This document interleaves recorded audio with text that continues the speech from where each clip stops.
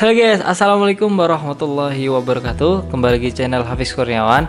Nah, di video kali ini jadi aku pengen ngebahas tentang aplikasi dan alat yang aku pakai untuk mensupport atau menunjang akun YouTube aku.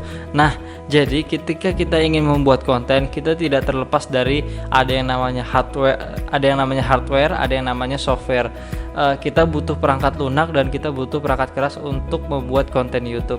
Perangkat kerasnya aku akan jelaskan. Yang pertama yaitu kita butuh kamera. Kenapa kita butuh kamera? Karena ketika kita mau buat sebuah visual audio, maka kita butuh alat untuk mengambil gambar. Kamera yang digunakan bebas, terserah teman-teman semua, tergantung kebutuhan juga. Kalau misalnya kita punya kamera handphone yang cukup bagus, kita bisa gunakan itu. Kenapa aku bilang cukup bagus? Karena sebaiknya lebih baik ketika kita buat konten itu resolusi videonya itu lebih bagus, jadi lebih enak untuk dilihat. Alhamdulillah kalau misalnya memang teman-teman ada yang punya kamera, manfaatkan kameranya karena bisa dapat gambar dan ruang yang lebih tajam. Nah, untuk kalau kamera sendiri yang aku gunakan untuk syuting biasanya ada dua, ada kamera handphone, ada kamera mirrorless. Kalau handphonenya pakai HP jadul, sebenarnya HP Samsung Galaxy S7 Edge.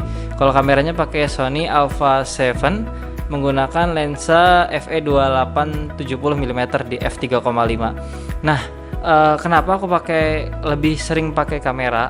Karena aku yakin ketika buat pakai kamera itu lebih tajam, sehingga yang nonton itu lebih puas gitu loh. Kenapa kalau pakai handphone itu jarang? Karena kalau pakai handphone itu biasanya cuma dipakai kalau di tempat-tempat yang sempit, yang butuh butuh lensa yang lebih wide.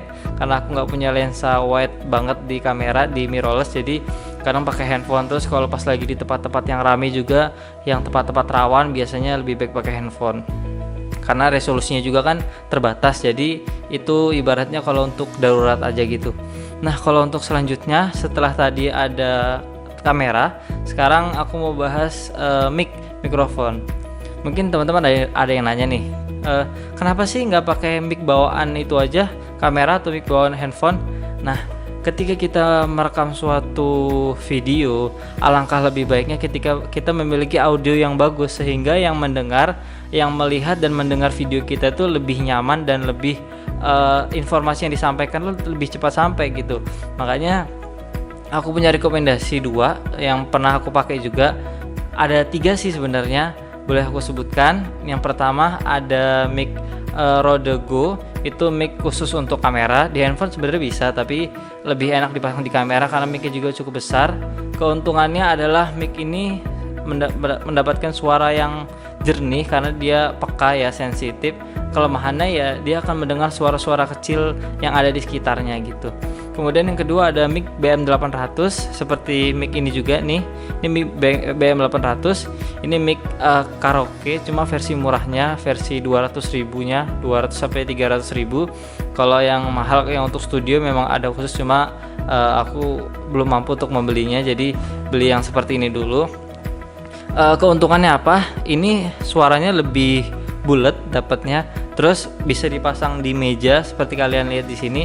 Jadi kita bisa menyesuaikan tingginya, panjangnya sesuai dengan keadaan atau posisi kursi kita untuk kita duduki gitu. Nah, kelemahannya apa ya? Kelemahannya jelas kita bisa lihat ini terbatas karena nggak bisa dibawa kemana-mana, harus stay di meja atau di tempat-tempat yang bisa dipasang untuk stand mic ini. Terus mic yang ketiga yaitu ada mic wireless.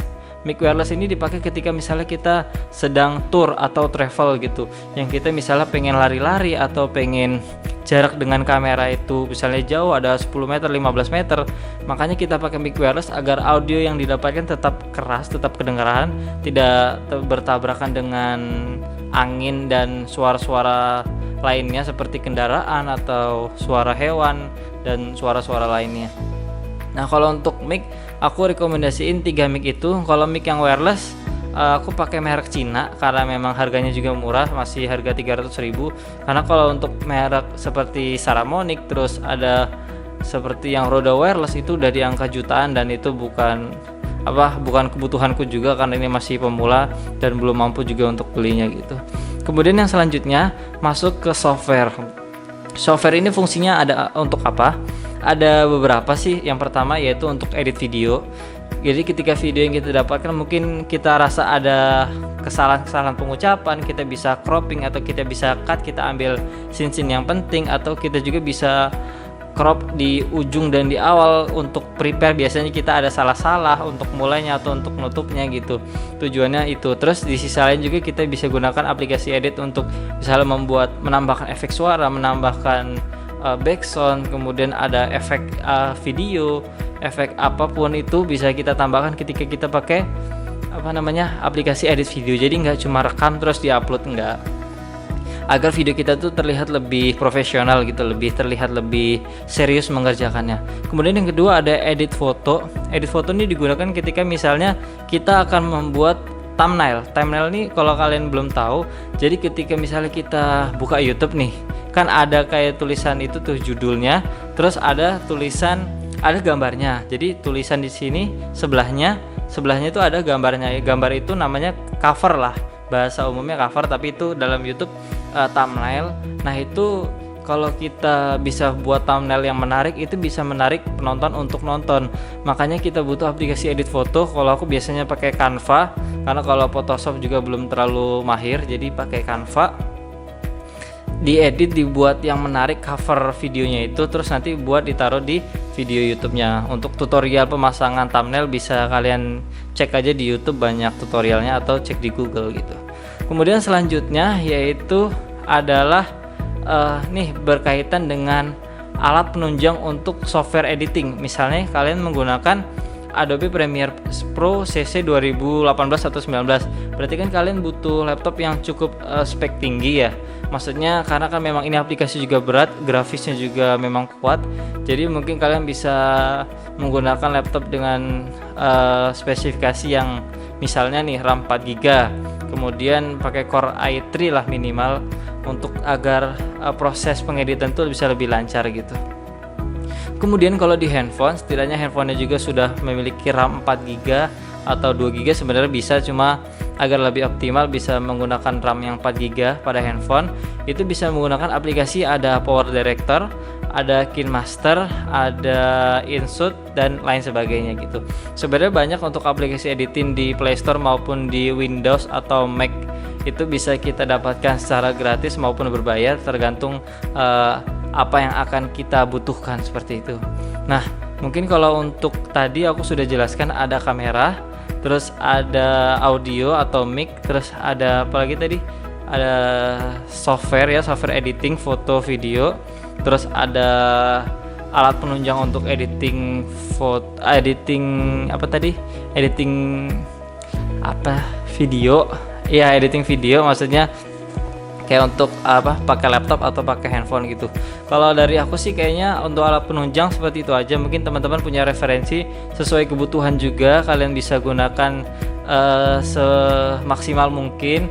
Jadi ketika kita buat satu video itu kita benar-benar serius membuatnya, kita buat semaksimal mungkin, sebaik mungkin, karena ketika kita serius mengerjakan, insya Allah hasilnya juga bakal baik gitu, bakal maksimal. Nggak cuma kayak re-upload atau sekedar post aja, tapi benar-benar kita serius dalam mengerjakannya gitu. Mungkin cukup sekian aja untuk alat penunjang dan aplikasi penunjang dalam pengerjaan YouTubeku. Mungkin teman-teman kalau ada referensi silahkan dikembangkan, atau kalau ada yang mungkin ada usul, misalnya aplikasi ini lebih baik atau pakai cara ini lebih baik, boleh usul komen di bawah. Nanti mungkin aku bisa baca dan pertimbangkan lagi, barangkali bisa bermanfaat untuk pengembangan YouTube aku. Terima kasih, jangan lupa like, komen, dan subscribe. Share video ini ke teman-teman kalian, semoga bisa memotivasi teman-teman semua agar bisa berkarya di YouTube, bisa berkarya berupa video, berupa bakat yang kalian miliki di channel YouTube kalian masing-masing. Terima kasih, saya Hafiz Kurniawan, izin pamit. Assalamualaikum warahmatullahi wabarakatuh.